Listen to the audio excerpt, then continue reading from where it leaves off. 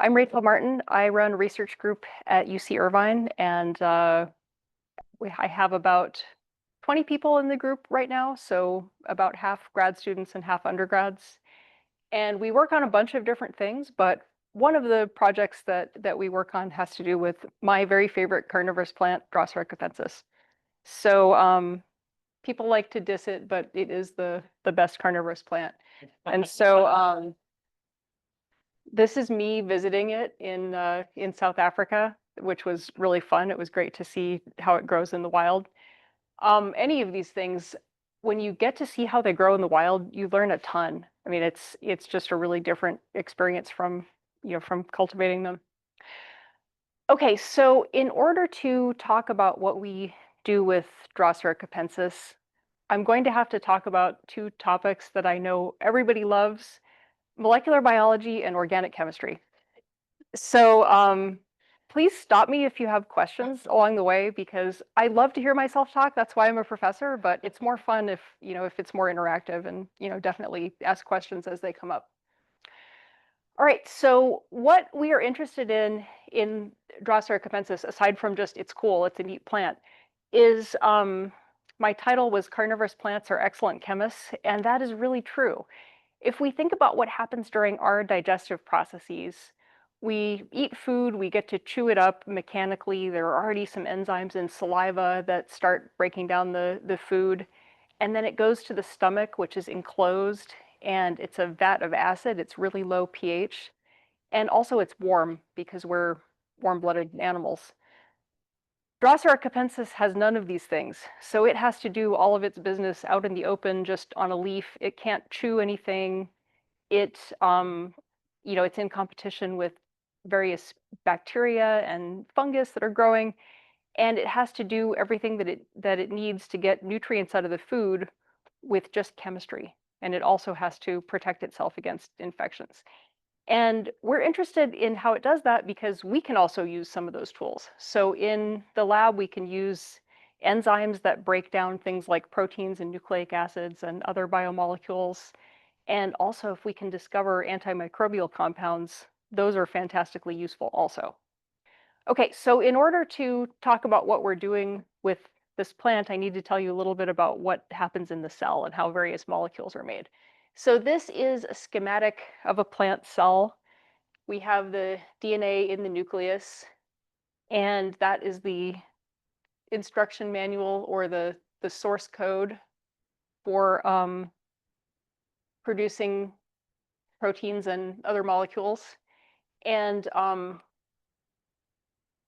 there's a whole bunch of text on these slides that is not appearing, so I will have to just say it again, ask questions. All right, so we start with DNA. That is the instruction manual. That is the instructions for the complete set of proteins that cell could make. And so that's what you learn about if you do sequencing with 23andMe or any kind of environmental DNA sequencing. It doesn't tell you that a particular cell is doing anything. It's just the instruction manual for what it could do. And a cell that's in your eye is doing different things from one that's in your finger, and same with plants. So that that tells us what could be happening in the cell. Then we have mRNA. So that is the messenger RNA. That's the instructions for producing a particular protein. So at some time in the cellular life cycle, when some specific protein needs to be made, the mRNA gets produced, and then that is the readout for the ribosome, which actually makes the protein. So here, the ribosome is like a little 3D printer, and the mRNA goes in, it's read, and then you can see the little protein coming out. And then other pieces that are missing here, the protein doesn't stay in a long chain like that. It folds up. It's like a little machine. And I think for a lot of people in every day, you think about protein in terms of a nutrient. Like, do you want your salad with protein, or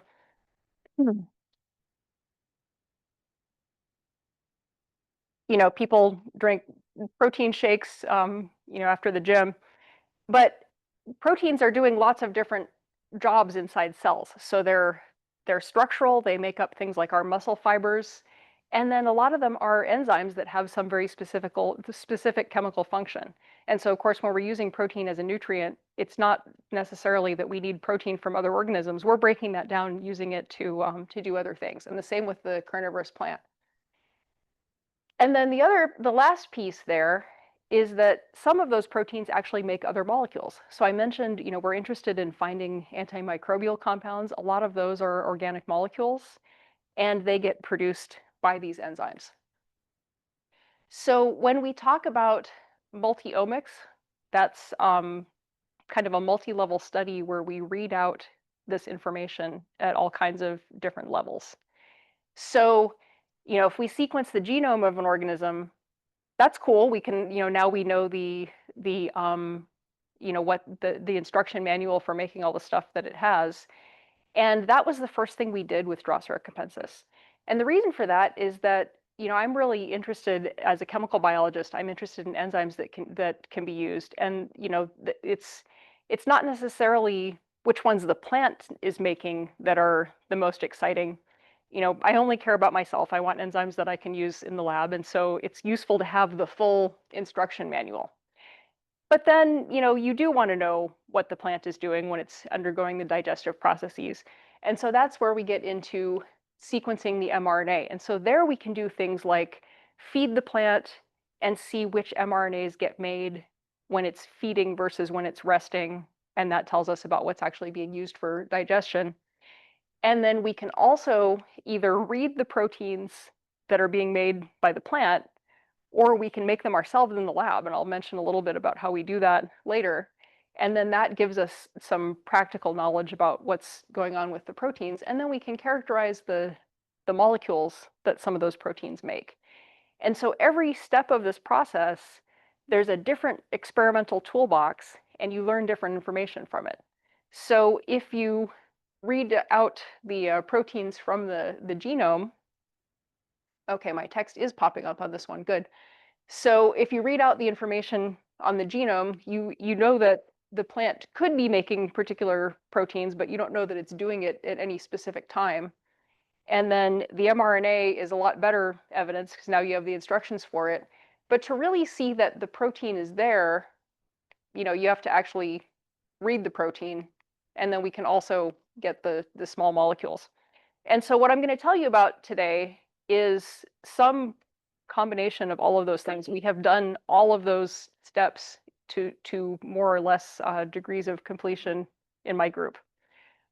Before I talk about that, does anybody have any questions about molecular biology or the general background? Yeah. Sure, the ribosome is it's a little structure within the cell. It's mostly made out of RNA actually, but it has some proteins too. And that is what reads the mRNA and it makes the protein come out. It's like a little 3D printer. And so anybody that got an mRNA COVID vaccine, that's what it does. So it gives your cells the mRNA for making the COVID spike protein, and then your ribosomes produce that, and then your immune system learns to recognize it and get rid of it.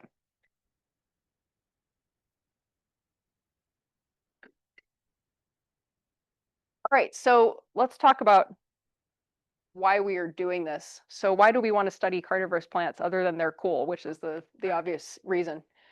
Okay, so we can discover new genes that code for interesting proteins. And that's important because in molecular biology, we use enzymes a lot.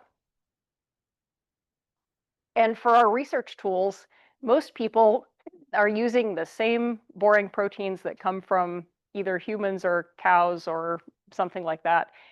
And they work, but they have limited activity, and it's useful to discover new ones.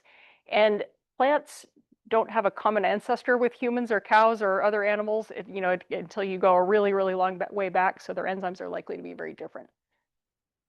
We can also identify the enzymes that are up or down regulated during feeding. And so that tells us about, first of all, how the plant works, but also it gives us more of a clue as to which enzymes that might be useful for our research. And I'm showing these little icons of what kind of biomolecule we have there, and I'm going to have those on each slide as I talk about what we did, and so you can see what kind of evidence we have for the things that I'm talking about.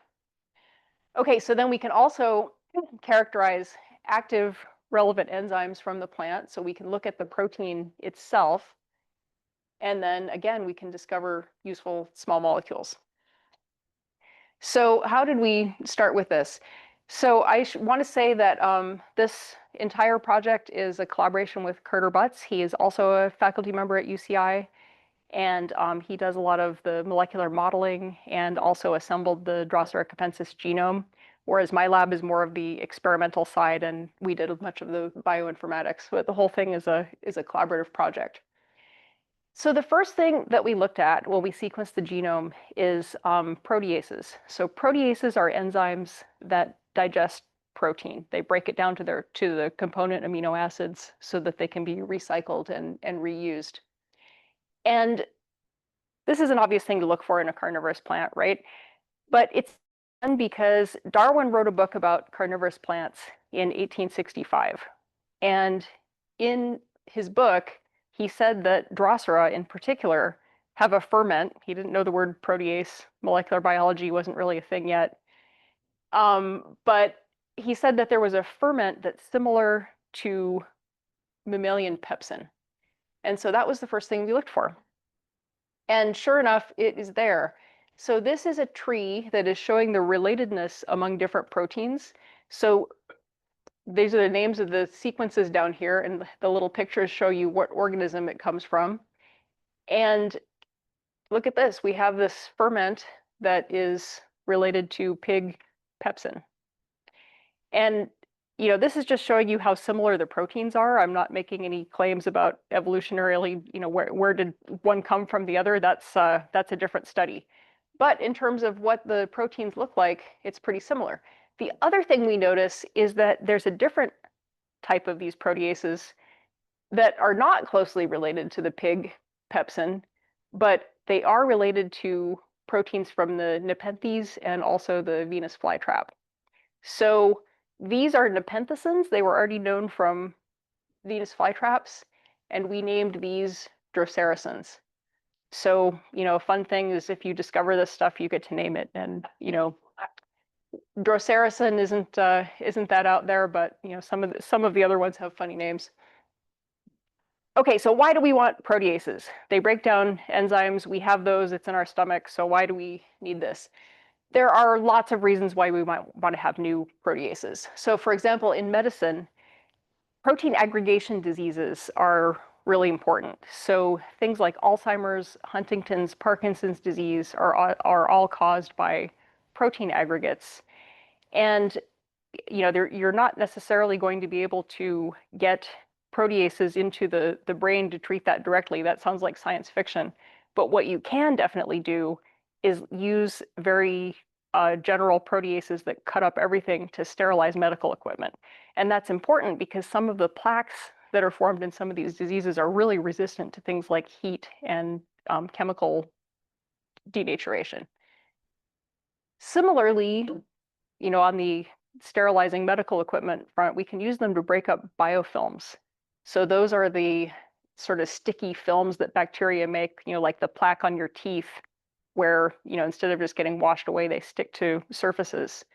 Those are also protein-based. And so if we have proteases that are very general, then we can cut them up and sterilize stuff. We can also work on proteases that are very specific, and understanding how they work helps us develop things like antivirals. So this is the main protease from SARS-CoV-2, and most of the COVID drugs that are on the market that are actually being used are inhibitors against this protein. And so understanding how they work just gives us a bigger toolbox to be able to block them. These things are also useful for biotechnology. So proteomics is the study of proteins in an organism. And the way that we figure out which proteins some organism has is that we chop them all up and then, read them out and then try to put the pieces back together. And so in order to do that, you need proteases that cleave the proteins at very specific places.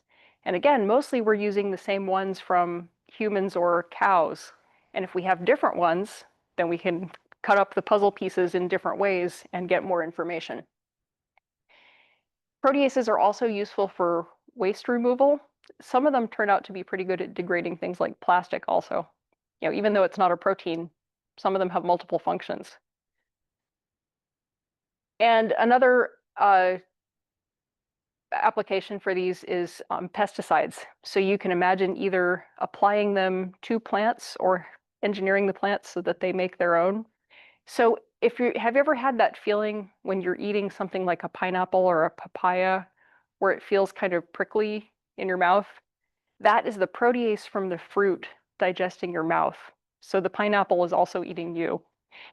And the reason that it has that is to protect it from insects. So a lot of plants, they're making fruits because they want something to disperse the seeds, right? Like they've evolved in evolution with mammals or birds that eat the seeds and eat the fruit and then disperse the seeds. But if insects eat the fruit, the seeds are going to fall right where the original plant is, and that's not very useful. So a lot of them have developed natural pesticides. Okay, so in order to get into the next part of the talk, I need to do a little bit of structural biology. So I need to show you how we represent protein structures. And this is one of these things that if you don't see them every day, it can be hard to figure out what it is. So I'm going to tell you. So this is a molecular model of a protein. So it has every little dot here that you see is an atom, and they're all connected together. And this structure was solved experimentally. I didn't solve this one, but that's one of the things that my lab does. We can get the three-dimensional coordinates for every atom in a protein, and then we can see how it moves and learn a lot about what it does.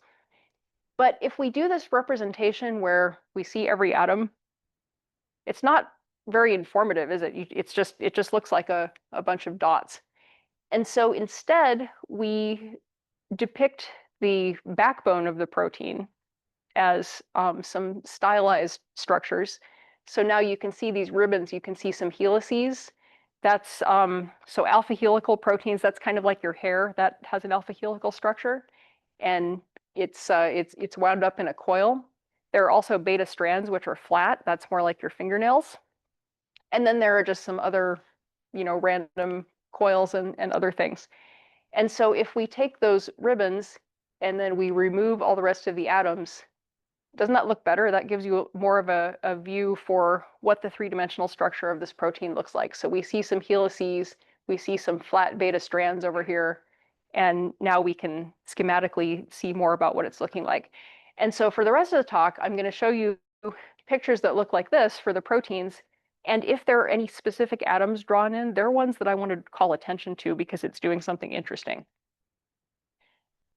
So here is our first protease that we looked at from Drosera capensis. So remember, this is the one that's similar to pig pepsin, the one that Darwin predicted we would have. It's always fun when you get to cite Darwin in these papers.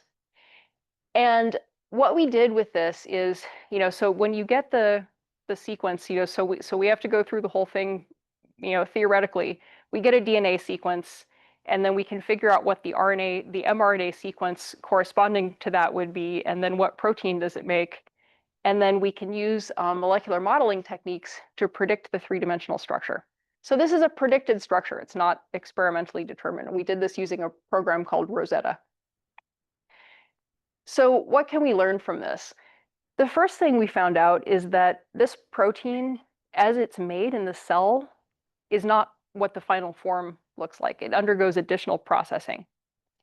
And so one of the things that happens is you see this part that's shown in light orange that looks kind of like a handle. That's a handle. So that is the secretion signal. And what it tells the cell is after this protein is made, it needs to be exported outside the cell.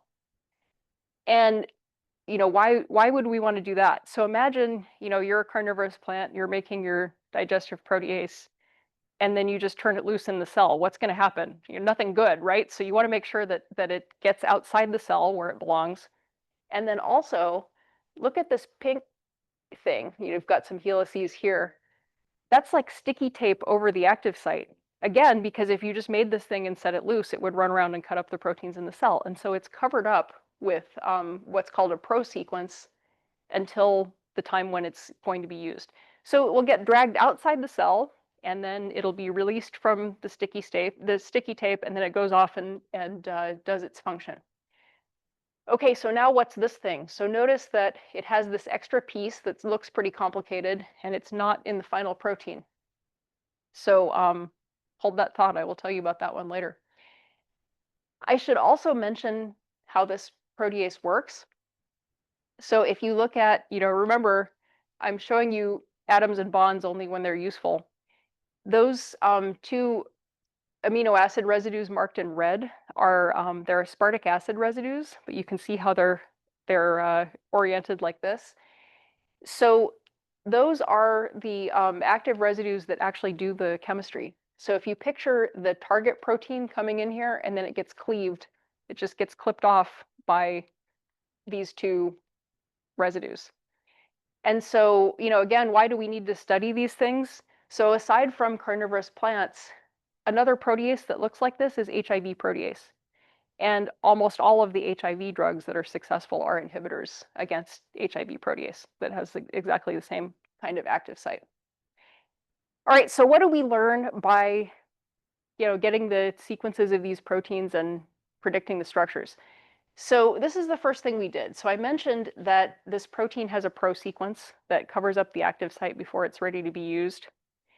And we found that for some proteases from other plants that had already been characterized, the information in the databases about where the prosequence gets cut off was wrong. And so once we started modeling them, we saw that, in the database, it was predicted that the mature protein for this protease from Arabidopsis had this structure. And what we found when we made the models is, can you see here, there's still a little piece of that pink sequence left over? And we predicted a different place for it to be cut off. This is really important because if you made that in your lab, it wouldn't work and you would have no idea why. And so that's why this kind of molecular modeling can be really useful and save us a lot of time in the lab. Okay, so coming back to our protease from Drosera capensis that gets cleaved as part of its maturation, I promised to tell you what this thing does. It's really amazing. It's called the plant-specific insert, and it is an enzyme within an enzyme. So the whole thing gets made, it goes outside of the cell, and this little piece gets cut off, and then it goes and has its own adventures. And what it does is kills bacteria and fungi. So that is an antimicrobial peptide that that this plant has. So we modeled that little antimicrobial peptide by itself, and we saw that for one thing, it has a couple of different possible structures, and we're not sure which one it adopts. We think it's probably this open one, but interestingly, the closed one also looks like some other antimicrobial peptides that are known in the literature. So that is an open question. And Carter's lab did a lot of work modeling this thing and how it might interact with membranes, which I'm not going to talk about, but you can ask him after if you're interested in that part. I'm going to tell you about some of the experimental stuff that we did with it, though. So we made this protein in the lab, and how we do that is we use bacteria. So we could get proteins from Drosera capensis leaves, but it's pretty hard. You have to grind up a lot of leaves in order to get the protein. And of course, you can't just get that one. You have to separate it from every other protein that the plant is making. And it's not very efficient because, it's doing a lot of different things. So what we can do instead is take the gene that encodes that protein, and we can put it in E. coli bacteria, and we tie it to an antibiotic resistance gene and then grow the bacteria on plates that contain that antibiotic. And so the only ones that survive are the ones that are making our protein. And we have a way to make it make a ton of it, like way more than it would ever do, if it were just making its own proteins. And so that's how we get these in the lab. And so what we found is that, we can make this protein. It's very, very stable. You can heat it up to, almost 90 degrees and nothing happens to it, which is a pretty good feature for an antimicrobial peptide. And one of the things that I want to show you experimentally is that it interacts with lipids for both bacteria and fungi. So here what we're looking at is data that's showing the size distribution of lipid vesicles. So we have little lipid vesicles. You can think of these as like little mini cells.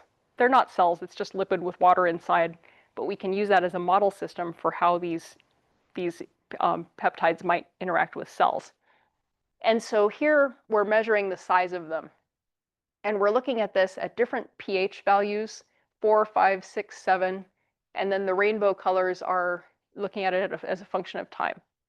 And so you can see if you just put that, the lipids by themselves, these are mimicking E. coli bacteria, they're very stable in size over time. You see a little bit of fluctuating around, but not very much. This is the same thing if we put the peptide in there. So at higher pH, 6 and 7, nothing happens. At low pH, we start out with this purple distribution, and then we see that the vesicles all start to fuse together, and it makes huge, disrupted vesicles. So imagine if that were a bacterial membrane. So E. coli that comes to infect the plant is interacting with this peptide, and its membranes are getting popped and disrupted. And the same thing happens with yeast, which is a fungus. But again, only at low pH. So it happens at 4 and 5, but not 6 and 7. Anybody know what the pH of Drosera mucilage is? 4.5. So it is exactly at this point where where these things are active. Anybody know the pH of a Nepenthes pitcher? It's more like 2. So it's very, very acidic. Okay, so that is what we got out of the genome, or it's a tiny little piece of it. So we discovered more than 100 new enzymes that we modeled and looked at carefully. We've made a few of them in the lab, but of course that's a lot slower. It takes a lot longer than than doing these modeling studies. So that is catching up. But so now I'm going to tell you a little bit about the RNA and small molecule aspect of it. So we talked about, evidence at the DNA and protein level. Now we're going to look at RNA and small molecule. And so notice that we mix and match this stuff all the time. That's pretty typical. So a lot of times, the information that you need comes from different sources, and you have to do a lot of different experiments to figure out what you want to know. Okay, so I mentioned that we can get information about how the plant digests food from looking at the mRNA, the mRNAs that are produced. So how do we get it to do that? The obvious thing to do would be feed your plant some kind of insect and have it and see what gets upregulated. But can anybody think of a problem with that? Like why might we not want to do that? Yeah. That's right.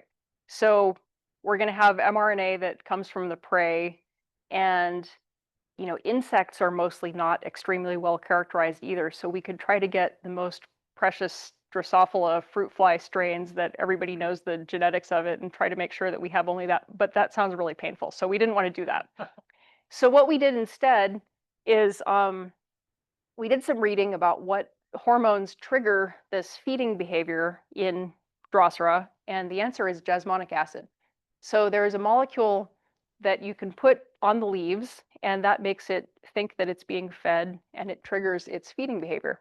So you can see this in the photo here. So this is a control plant that just had water dropped on it. You can see the little water drops. It doesn't do anything. And then here's one that had the same amount of jasmonic acid stuck on it.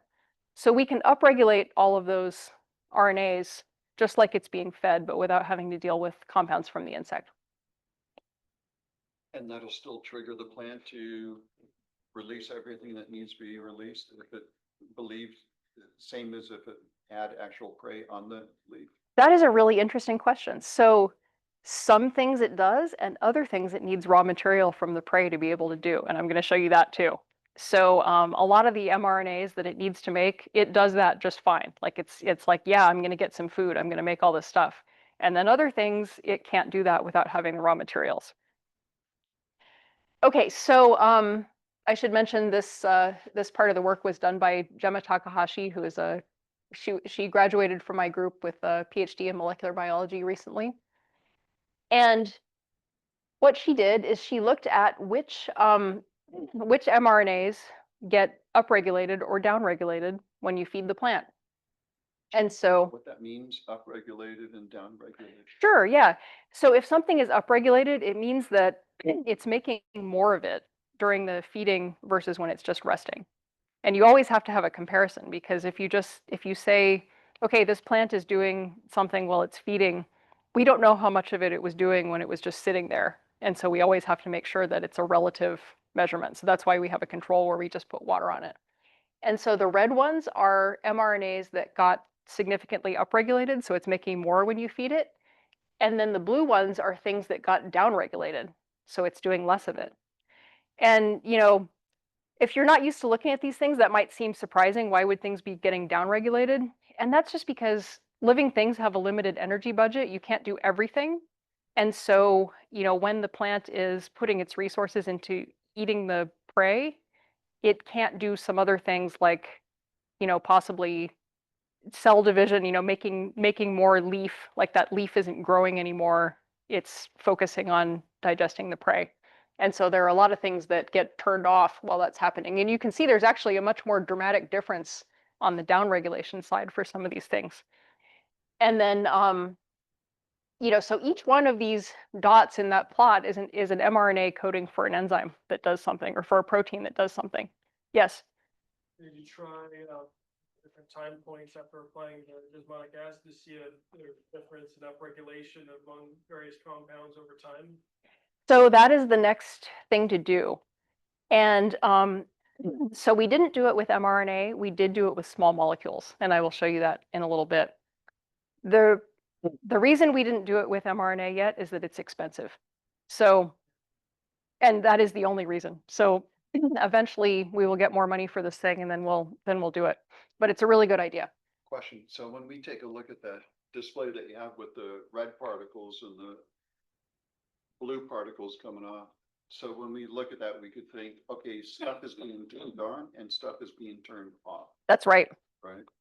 And each one of those corresponds to the sequence of a protein that in theory I know what it is, but we've only studied a few of them so far. You know, so somebody could go through that data, and I mean, you can, it's on the internet, but you know, you can go through and look at what all those things are. But we haven't had time to go through them all. I'm just going to show you some of the greatest hits, but you know, there's at least another whole PhD. I mean, so this experiment that I'm showing you is about a third of Gemma's PhD. So that's how much work this is. Okay, so now we see differential expression for some of these aspartic proteases. And yeah, bear with quality here. Some things did not survive the Mac to PC file transfer game. All right, so this is that plot that I showed you on the previous slide, but the proteins that we're not looking at right now are kind of grayed out. It's just so you can see the overall structure, right? And then the ones that are in dark red or dark blue when we see those are ones that we're focusing on.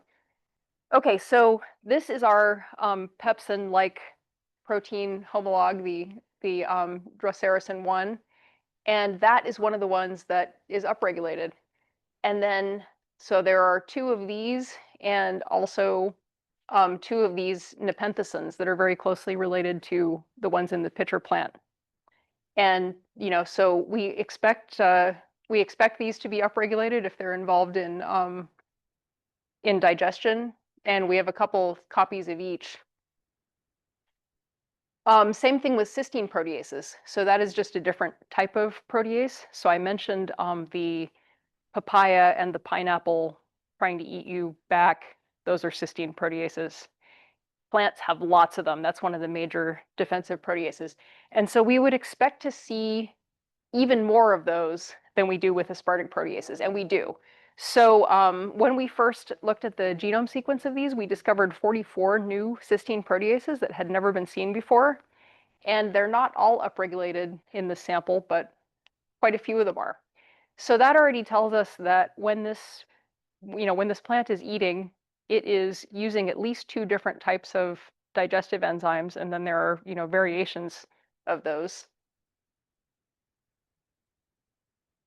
And I'm not showing this right now, just, so it doesn't take all day, but we also looked at break down chitin. So both insects and fungi have chitin, and so plants need to be able to break it down. We see some of those that get upregulated, but also some that get downregulated. And then we also see a bunch of enzymes that we know are involved in leaf remodeling and things like that, and most of them get downregulated. So the plant is not focusing on that, and we think that in Drosera, it's mostly sacrificing those leaves once it eats, right? So it's not putting energy into repairing it anymore. Okay, so here are some other enzymes that I want to show you that have a different function. So remember I talked about enzymes being little machines that make small molecules. And so far I only talked about ones that chop up other proteins. Now let's talk about some enzymes that actually make more complicated molecules. So here are enzymes that are involved in the flavonoid production pathway. So flavonoids and anthocyanins are water-soluble pigments. So these are things that, in the Sarracenias that have a lot of red, those are mostly anthocyanins. The red in the Drosera leaves and the pink and purple in their flowers, those are mostly anthocyanins. And so this is the pathway that produces those. And so it's a little bit more complicated than some of these other things, right? Because some of them, a few are upregulated, but most of them are downregulated. So if I'm Drosera capensis, why do I want to make fewer anthocyanins during the feeding process? Yeah. So they're energy expensive, but they're also defensive. So they're, we usually think about them as attracting pollinators and things like that because we only think about ourselves. We like to look at them and they have nice colors. But, why does a beet have 1 million red pigments in its root? Anybody know why? They're defensive. They inhibit insect feeding and, possibly feeding of microorganisms as well. So these things are dual purpose and they're very complicated. Okay, so again, remember, we're looking at enzymes being downregulated. Does that mean that there's less of the small molecules involved? Maybe we need to look at the small molecules to actually see. And so we did that. Oh yeah, this is also kind of a description of how we figure out what small molecules are there. So this is Karen Campos. She's another grad student in my group. She has mostly done this with Viola cerorea, which is, sadly non-carnivorous, but it still has nice anthocyanins. And this is an illustration of the kind of data that we get to figure out what small molecules are made. So this is called mass spectrometry. We're basically just measuring the masses of compounds. So you're throwing all these molecules at the wall, they get charged, they go through an electric field, and then they hit the wall and we measure how heavy they are. It sounds really inelegant, doesn't it? We're just like throwing stuff and seeing what's, but it's pretty useful.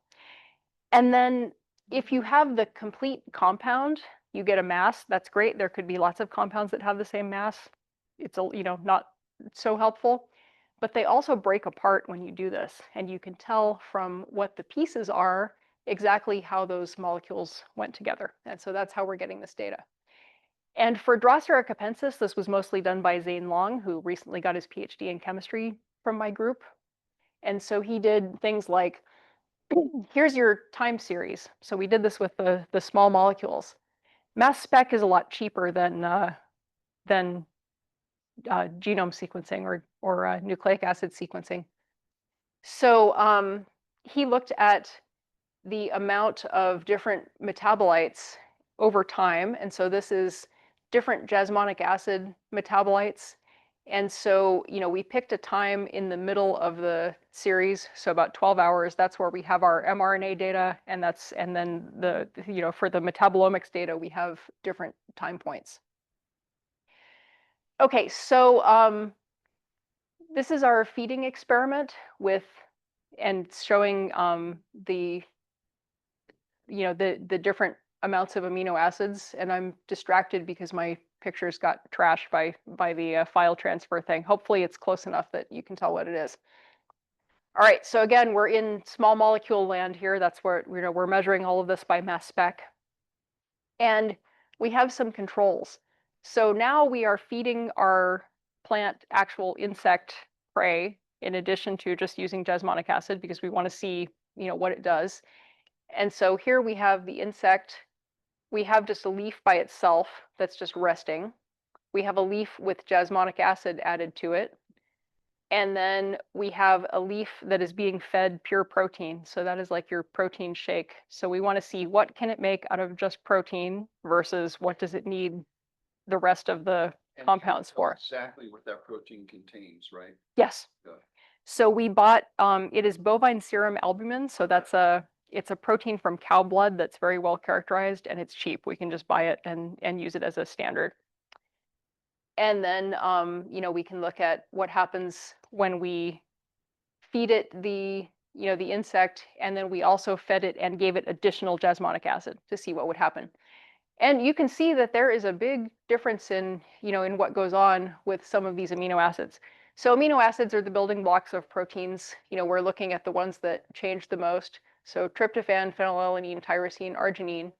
And one of the big things that we notice is that plants and insects, when they're resting, do not have a lot of free amino acids sitting around. You're using those things. They're stuck in proteins. They're not just floating around in the cell.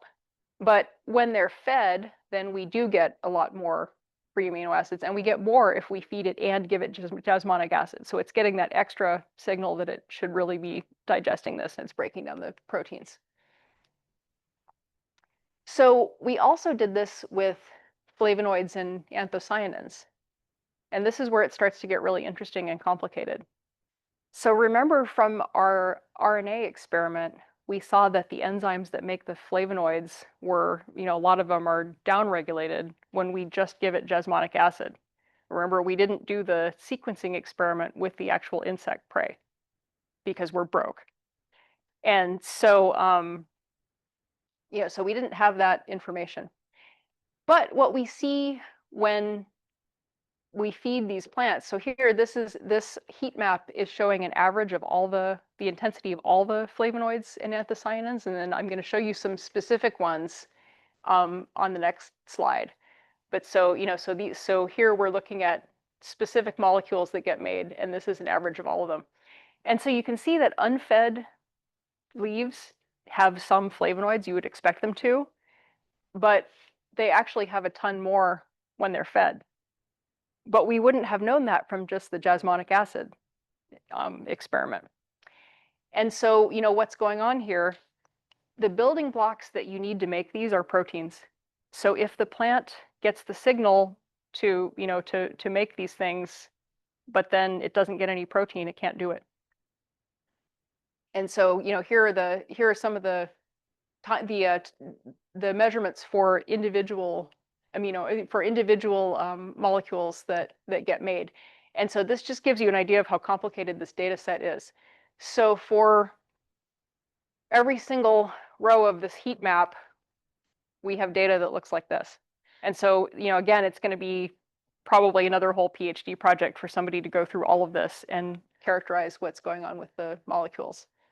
And so then we can fit this into this pathway that has, we have all of the enzymes and the small molecules that get made in the anthocyanin biosynthesis pathway, and a lot is known about it. And I think a lot of times when you think about biochemistry, you think about, having to look at these things, and they're really complicated. They're like baby pictures. The ones that you work on are adorable and great, and then other people's all look the same and they're boring. But so we have fun, filling in all of the things in these pathways in our plant. And so that is where we are with with a lot of this work on the Drosera capensis. So we can see, for particular small molecules, we know what's getting upregulated and downregulated. And then again, we need to go back and do more RNA sequencing experiments where we get the time series for that, what happens at different points during the feeding. And then we also need to do our sequencing with insect prey. And then, of course, there we are going to have to deal with the insect RNA and taking that out, and it'll be pretty hard. So we definitely need to do it, but it wasn't a good first step. Okay, so I should thank the people that worked with me on this. So Carter Butts is our collaborator, and the people in my group, I mentioned Gemma and Zane. Karen Campos is also working on anthocyanins and is taking that over. And there are a whole bunch of undergraduates that have contributed to this in various ways. There are about 25 of them that have worked on it at different times. And thanks for your attention. Thank you.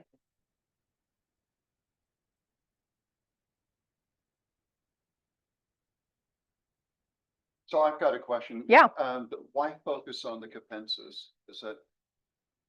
Why that particular one of all the plants? Because it's the best one. It's our favorite. Why is it my favorite?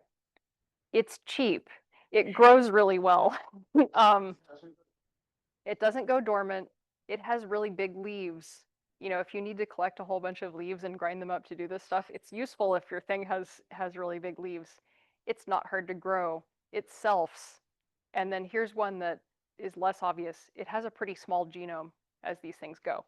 So when we first got into this project, there were only 2 carnivorous plant genomes that had been sequenced at all. And they were both, there was a utricularia and something else like that. Do you remember what the other one was? Drosera, yeah. But so they had been sequenced mostly because they had tiny, tiny genomes, not because people were as excited about the plant. I mean, I'm sure they were. Everybody loves their study organism, but the focus of the papers was this thing has a really small genome. Well, we wanted to do one of the ones that's kind of big and charismatic and has like big leaves with digestive stuff. And so we were looking around for what to do. And one of the big reasons that we picked Drosera capensis is that it has a relatively small genome. So the Venus flytrap is one of its closest relatives. So that's like really obvious and charismatic and neat. But it has a pretty big genome. And so we realized that we were in a race with a Max Planck Institute. They were trying to do the flytrap genome with a whole big team. And we had, at that time, the 2 of us. Like I hadn't even gotten any of the students to work on it. So, and no money. So we won the race, but it was because our target had a small genome. So that's why Drosera capensis. But it is a really cool plant. Like, so if it were hard to grow, everybody would love it because it's it's big, it's showy, it has nice flowers. Like, what's not to like? It's a great plant.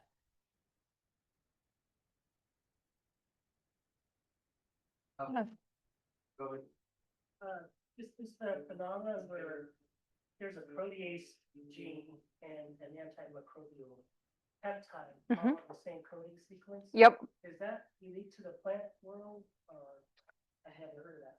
Isn't that amazing? So I had never heard of it before either. And the reason that that I was able to figure it out is that there's a researcher named Ricky Yada in Canada who has studied this from potatoes. So potatoes have a similar enzyme that has an antimicrobial sequence, but I've never seen anything other than a plant that has this. So it may be unique to the plant world.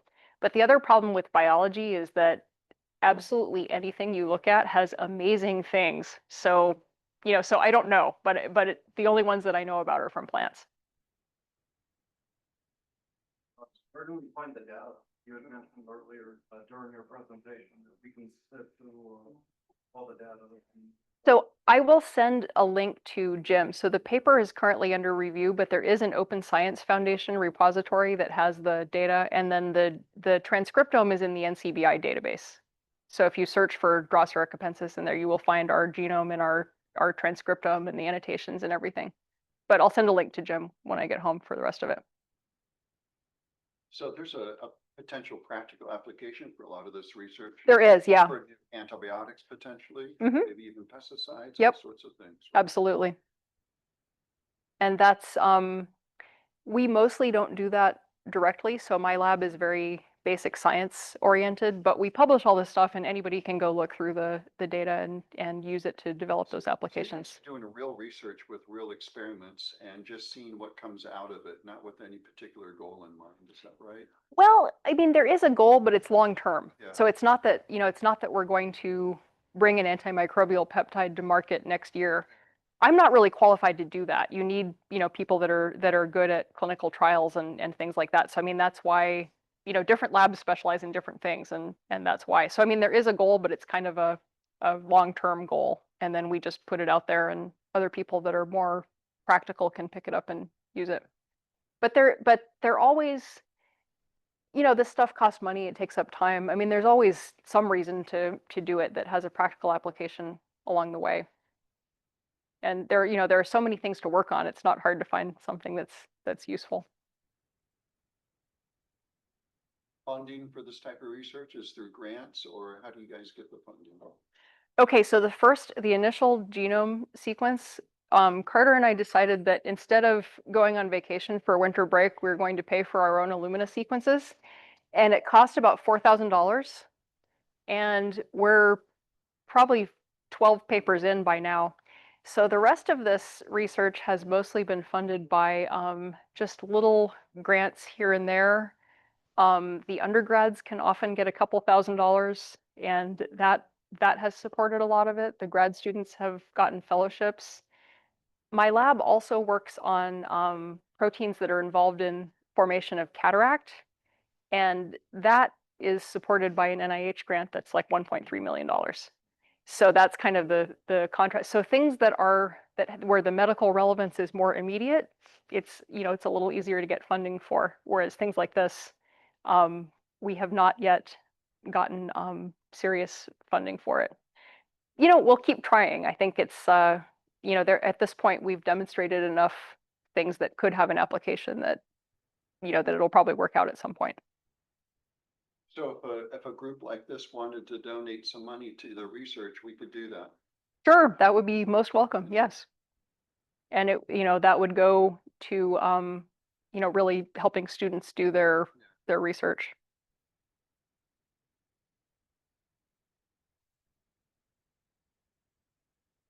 Yeah.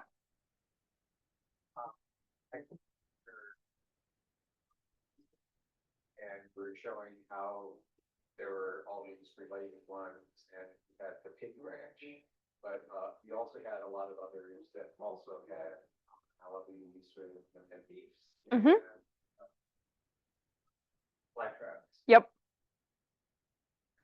It sort of makes sense because they're closely related with their output up on their branch.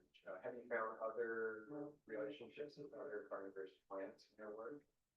So we haven't really looked so much. So this is an area that is not studied tremendously. So it's more than when we started for sure.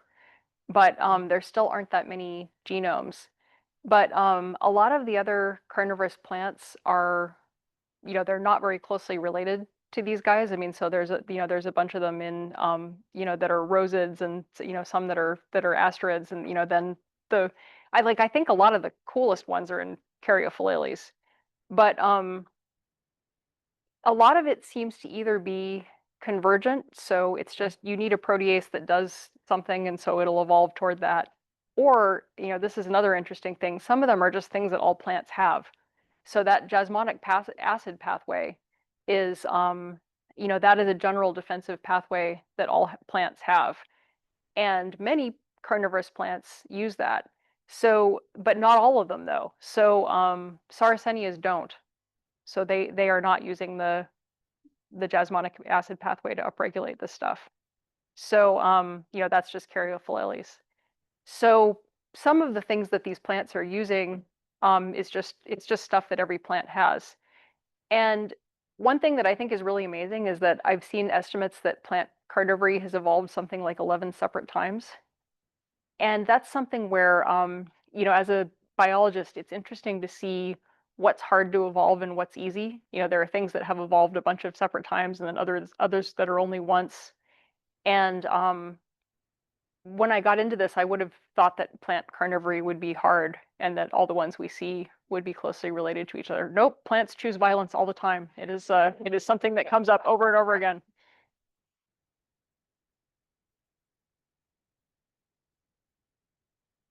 Have you noticed any compounds that are specifically there to kill prey as opposed to just the digestion for early on?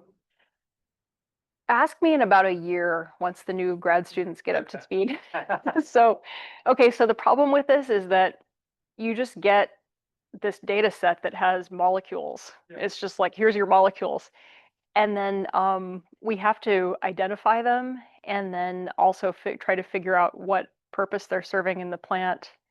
And I only showed you the most obvious examples where we were really sure that we knew what it was doing. So there's a lot of weird molecules in there. And I'm sure that some of them are either they're there to subdue prey or kill microbes. And some of them are going to turn out to be really useful for insecticides, antimicrobials, but I don't know which ones. So that's a question for somebody to figure out. Do you have a total count of the number of molecules? That we can identify thousands, but I mean there's just tons. But yeah, I mean I think thousands that we can see a molecular formula that we're reasonably confident in. You have a long way to go. Yep. It's good. We wouldn't want to get bored, and we never do. Let me ask you this, what are the growing conditions that you guys create in your lab? I imagine all the plants are grown under LED plant lights. They're grown under plant lights. They're just fluorescent tubes, just the cheap ones from Home Depot. And the substrate that they're grown in? It is peat and sand, and one really great thing is in lab we have a reverse osmosis tap, so the water just comes out of the wall, and they're standing in trays, and they're maybe 18 inches from the lights, and they're on a 12-hour day-night cycle. Yeah. Have you considered doing a comparative study with the anthocyanin-free capensis? Yes, but we haven't done it yet. We also have the red ones, that come from the one place in Giftburg, so extra anthocyanin and no anthocyanin. But then the student who took this over after Zane and Gemma graduated is more interested in flowers. So she is mostly working on morning glories, and she has different cultivars of morning glories, and she's trying to figure out what makes them different colors. So I have to get more students who want to work on carnivorous plants.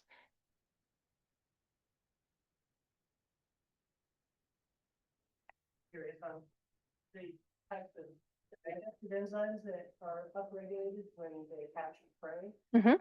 You mentioned a lot of proteases, obviously, and kinases. Are there any other large categories of enzymes that are upregulated?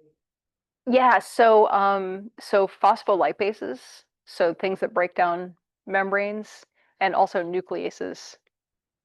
And I feel like I'm forgetting one. It'll come to me when I'm, on the way home. But yeah, there are all sorts of digestive things. But lipases are complicated because some of them break down lipids, but some of them actually run backwards and make the waxy coating on the leaf. So under certain conditions, they, instead of breaking down these things, they actually synthesize polyester, and that's really important for a carnivorous plant, right? Like they have really good leaf wax. And so, you see some of those that get downregulated, and we think that's because those are the ones that are protecting the leaf, which isn't important anymore once it's caught prey.